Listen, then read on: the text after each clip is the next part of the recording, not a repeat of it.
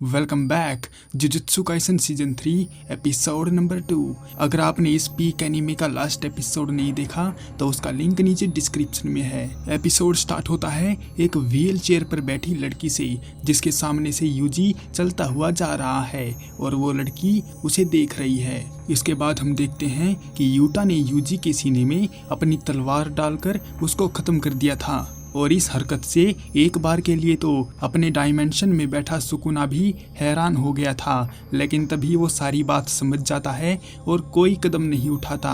वहीं उस टनल में चोसो वर्सेस नाओया चल रहा है, जहां पर नाओया अपनी स्पीड और प्रोजेक्शन सोर्सरी की बदौलत चोसो के ऊपर पंचेस की बारिश कर देता है और उसे एक बार के लिए भी काउंटर अटैक करने का मौका नहीं देता। नाओया पूछता है कि वो किस मिट्टी का बना है जो हार मानने का नाम ही नहीं ले रहा है। ये सुनकर चोसो कहता है कि वो अपने सभी भाई बहनों में सबसे बड़ा है, इसलिए हार जाना उसकी आदतों में नहीं है। फिर चोसो फॉलोइंग रेड स्केल का इस्तेमाल करता है, लेकिन ये ज़्यादा कुछ फायदा नहीं करती और नाओया तेजी से आकर चोसो के पेट में छुरा डाल देता है, जिससे चोसो का काफी सारा खून बहने लगता है। नाओया फिर से हैरान होता है कि उसका इतना सारा खून बह गया है और वो अभी भी लड़ने को तैयार है। और साथ में नाओया भाइयों वाली बात से खुश नहीं होता, क्योंकि खुद उसके भाइयों के साथ बिल्कुल भी नहीं बनती और उसकी नज़रों में तो अपने भाइयों को फांसी पर लटका देना चाहिए।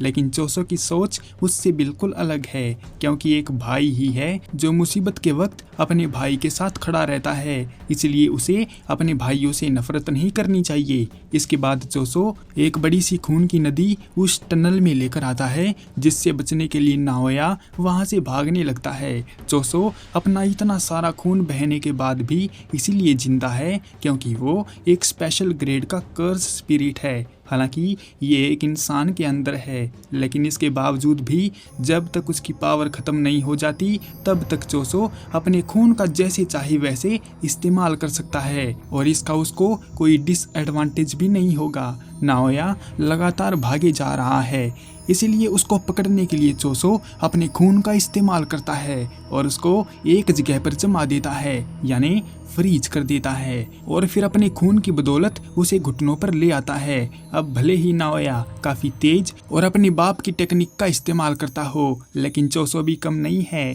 क्योंकि वो एक स्पेशल ग्रेड कर्स स्पिरिट है। नाओया को झुकाने के बाद जैसे ही चोसो उसका काम तमाम करने वाला होता है कि तभी वहां पर यूटा आ जाता है और नाओया को बचाने के लिए एक डील करता है। उसका कहना है कि वो अपनी रिवर्स कर्स टेक्निक से उसको वापस से हील कर सकता है, लेकिन बदले में नाओया को जुजुत्सु टेक जाकर हायर अप को बताना होगा कि यूजी इटाडोरी अब मर चुका है। फिर हम एक फ्लैशबैक देखते हैं जो कि यूजी नींद में देख रहा होता है। उसमें यूजी का डैड जिन इटाडोरी यूजी के लाड कर रहा था, पर तभी वहां पर उसका दादा आकर जिन को समझाता है कि वो अपनी पत्नी काओरी से दूर रहे, क्योंकि वो बहुत खतरनाक है और अब वो जिंदा भी नहीं है। लेकिन जिन उनकी बातों का यकीन नहीं करता और उन्हें हल्के में लेता है, पर तभी वहां पर यूजी की माँ आ जाती है और दादाजी की बोलती बंद हो जाती है। हमें देखने को मिलता है कि यूजी की माँ के माथे पर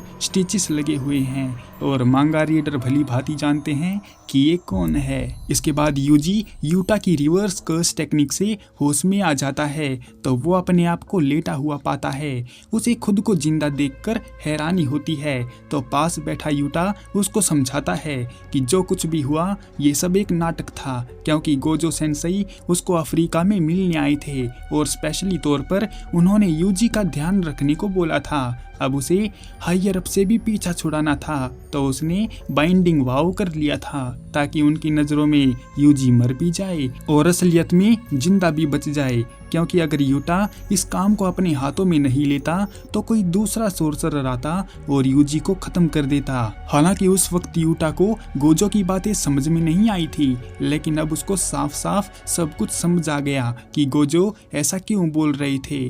उसी वक्त वहां पर मेगुमी भी आ जाता है और यूजी को जुजुत्सु टेक ले जाने लगता है, लेकिन यूजी वहां चलने से मना कर देता है, क्योंकि अब वो एक अपराधी है, क्योंकि शिबुया में उसने काफी सारे लोगों को मौत के घाट उतार दिया था। अब इस बात पर मेगुमी उसको समझाते हुए कहता है कि वो जुजुत्सु सोर्सरर हैं और किसी के मरने या जीने पर उनका कोई बस नहीं चलता, इसलिए यूजी को अपने आप पर ब्लेम डालने की कोई जरूरत नहीं है और फिलहाल ये वक्त रिग्रेट करने का नहीं बल्कि दूसरे लोगों को बचाने का है, क्योंकि नोरितो शिकामो या नकली गेटो ने एक डेथ टूर्नामेंट यानी कलिंग गेम के नाम से एक जानलेवा खेल शुरू कर दिया है, क्योंकि उसने जितने भी लोगों को कर्स एनर्जी से जगाया है वो सब एक दूसरे की जान लेने पर तुले हुए हैं और इन्हीं सब चक्कर में उसकी बहन सुमिकी भी फंस गई है। इसलिए मेगुमी को यूजी की सुमिकी को इस खेल से निकालने के लिए मदद चाहिए। फिर हमें इस गेम्स के रूल्स को बताया जाता है।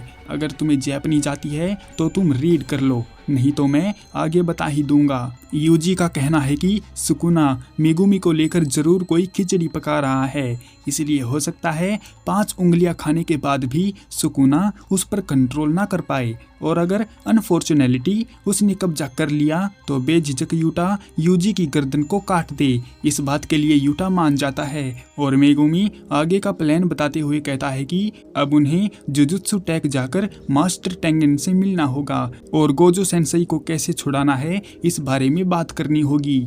यूजी चलने को तैयार तो हो जाता है, लेकिन उनके सामने दिक्कत ये है कि वो उन हजारों दरवाजों में से उस एक दरवाजे को कैसे पहचानेंगे जिसमें मास्टर टेंगन रहते हैं, क्योंकि वो हजारों दरवाजे लगातार घूमते रहते हैं। उन सब में से एक दरवाजे का पता लगाना बहुत ज्यादा मुश्किल है। हालांकि मेगुमी ने इस बारे में यूकी से भी बात की थी और उसका भी यही कहना है कि सभी सवालों का जवाब मास्टर टेंगन ही दे सकते हैं। फिर यूजी नोबारा के बारे में पूछता है कि उसकी तबीयत कैसी है, लेकिन मेगुमी कुछ नहीं बोलता तो यूजी समझ जाता है कि अब वो खत्म हो चुकी है। इस बात से यूजी को बहुत ज्यादा दुख होता है, पर तभी वहाँ पर उसका बड़ा भाई चोसो आता है और कहता है कि दरवाजा ढूंढने की प्रॉब्लम को वो सॉल्व कर सकता है, क्योंकि जब महितो ने कर्स वोम चुराए थे तो उसने चोसो की ही मदद ली थी, क्योंकि चोसो अपने भाइयों की लोकेशन को महसूस कर सकता है, क्योंकि वो अपने सभी भाइयों से जॉइंट है। इस मुसीबत का हल तो हो गया, इसलिए वो सब